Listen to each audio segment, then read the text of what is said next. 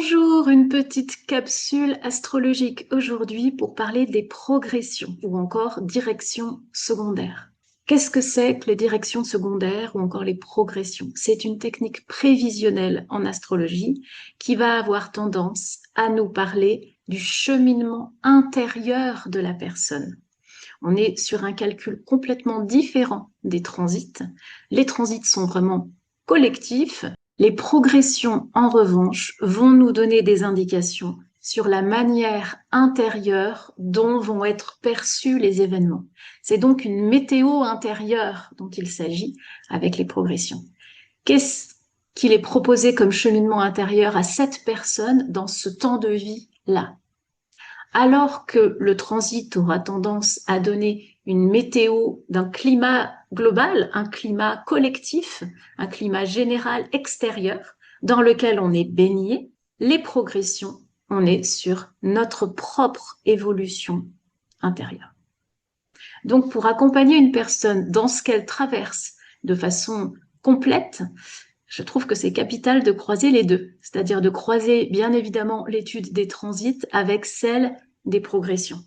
Ne tenir en compte que les transits ou que les progressions, ce serait vraiment dommage pour la compréhension de ce que la personne est en train de traverser. Donc le croisement des deux avec le thème natal, bien évidemment, c'est indispensable. Étude du thème, étude des progressions, étude des transits. On va surtout regarder les planètes rapides, bien sûr. Si vous regardez que les planètes lentes, vous verrez que dans votre vie, votre thème progressé ne bouge quasiment pas. Donc, on regardera surtout le Soleil progressé et la Lune progressée. L'importance du Soleil progressé est vraiment capitale. Sa position dans le thème progressé va donner des indices et des clés de compréhension très significatifs sur le parcours évolutif qui va être traversé au cours de l'existence par cette personne.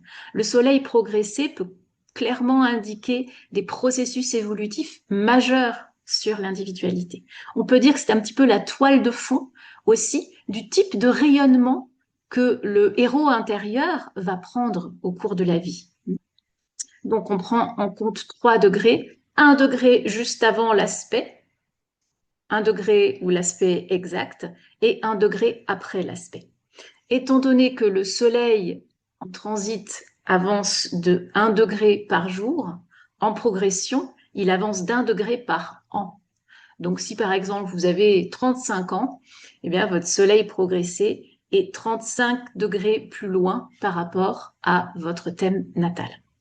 Maintenant, bien sûr, on va tenir en compte la Lune progressée, qui est probablement la plus importante à regarder dans un thème progressé. Le parcours de la Lune progressée va décrire la coloration particulière que va prendre notre sensibilité au cours de la vie. Les besoins qui nous sera nécessaire d'identifier, de voir et de nourrir pendant une période donnée pour prendre soin de notre vulnérabilité, de notre petit bout de chou intérieur, ça va être indiqué par la lune progressée. Prendre soin des besoins de notre lune natale, c'est évident pour pas tomber dans des conduites infantiles, c'est vraiment nécessaire. Et prendre soin aussi des besoins de notre lune progressée en ce moment, dans ce temps de vie. Ça, c'est vraiment un gage de maturité psychique et donc une possibilité de développer une façon d'être au monde qui soit plus sage, plus mature, plus individuée. Le cas échéant, qu'est-ce qui se passe? On aura un petit peu plus d'attitude compulsive, égotique, infantile. Donc, c'est la faute des autres. Hein. Les autres ont qu'à nourrir mes besoins. Donc, cette lune progressée, elle est souvent un facteur aussi de déclencheur d'événements ou de vécu intérieur significatif. Au niveau de l'orbe d'influence, je parlais de 3 ans pour le Soleil, ici je vais parler de 3 mois pour la Lune. 3 degrés à tenir en compte, 1 degré avant l'aspect, 1 degré où l'aspect est exact et 1 degré après.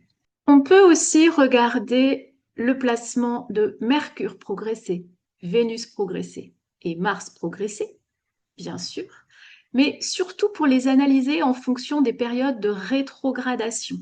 Est-ce que la personne, elle est dans une phase de vie où une de ces 3 planètes progressées va passer rétrograde ou va repasser en marche directe?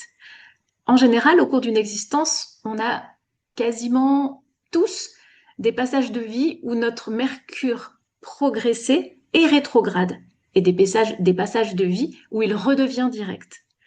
Ça va être important à regarder. Par contre, pour Vénus et Mars, c'est quand même beaucoup plus rare.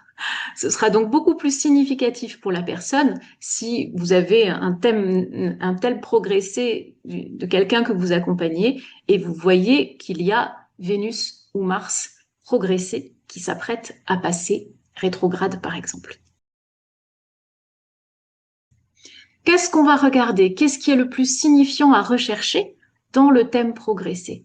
La première chose que je regarde toujours, c'est la phase de vie, la phase de lunaison progressée.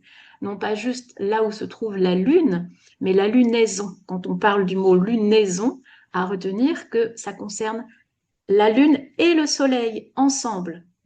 Quand on parle d'une nouvelle lune, par exemple, ils sont sur le même degré. Quand on parle de pleine lune, ils sont l'un en face de l'autre, lune et soleil. Ce sont des phases de la lunaison, c'est-à-dire lune et soleil. Ici, dans les progressions, on va regarder dans quelle phase ils se trouvent l'un avec l'autre. Bien sûr, comme on a vu dans un module précédent, il y a une question essentielle qu'on va se poser toujours dans l'accompagnement en astrothérapie. Si cette personne traverse quelque chose et qu'elle est dans telle phase de son cycle de la lunaison, ça va me donner beaucoup d'informations sur de quelle façon est-ce que les transits qu'elle traverse vont être pertinents ou pas. Donc, avant de regarder les transits, on va toujours regarder le cycle de la lunaison d'une personne. Maintenant, les aspects qui sont formés. Au-delà du cycle de la lunaison, c'est quand même avant toute chose les aspects formés qui vont être particulièrement importants à tenir en compte, et en particulier la conjonction. Faire la différence entre les aspects qui sont formés entre les planètes progressées et les aspects qui sont formés entre une planète progressée et une planète natale. On tiendra en compte les deux, bien sûr, mais il n'y aura pas tout à fait le même sens. Les aspects entre planètes progressées entre elles vont donner la toile de fond de la période. Les aspects entre une planète progressée et une planète natale donnent plus facilement des facteurs déclencheurs d'événements dans la vie de la personne ou déclencheurs de ressentis importants sur l'individu. Les changements de signe ou les changements de maison, donc c'est-à-dire le moment où la planète progressée passe la cuspide d'une maison, ce sera bien évidemment très significatif. Qu'est-ce qu'on fait des angles, l'ascendant progressé, etc. Les angles et les cuspides des maisons vont progresser aussi, puisqu'en fait tout le thème progresse. Qu'est-ce qui va être particulièrement intéressant et important à regarder? L'ascendant progressé. Est-ce qu'il touche une planète natale? Est-ce qu'il change de signe? Et aussi le milieu du ciel progressé. L'ascendant progressé va pouvoir nous indiquer où en est l'incarnation au niveau personnel. Quand il entre dans un nouveau signe, par exemple, il va aider à répondre à la question « Quelle est en ce moment ma nouvelle façon d'aborder le monde à partir de maintenant ?» Et ça durera pendant environ 40 ans. La conjonction de l'ascendant progressé à une planète, progressée ou natale, ce sera particulièrement important à noter et à analyser avec la personne aussi, puisque la façon d'aborder le monde va aussi être englobée, teintée de cette planète-là.